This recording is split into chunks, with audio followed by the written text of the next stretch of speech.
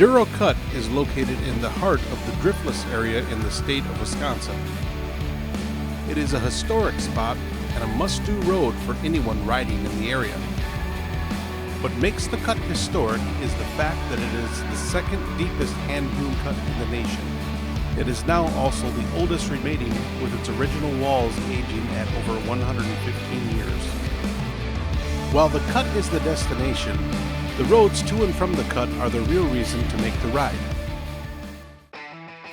I started my trip at Zocco Sports Center in Chippewa Falls. It was a quick 50-minute journey down Highway 94 to Black River Falls.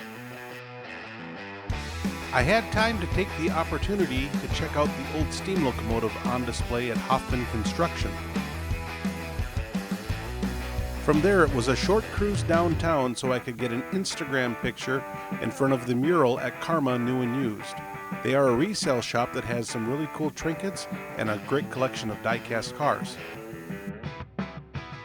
Heading south out of Black River Falls, the road is full of Midwest beauty. As you continue down Highway 54, you will eventually run into Highway 108. After a few short miles, you will turn right onto County Road C. That will take you directly into the town of Mindoro. Mindoro is like many other unincorporated Wisconsin towns. They have a post office, a church, and at least a couple taverns. This was filmed in the early part of April, but you can expect to see a lot more motorcycle traffic on a nice summer weekend. The cut itself is located just south of town.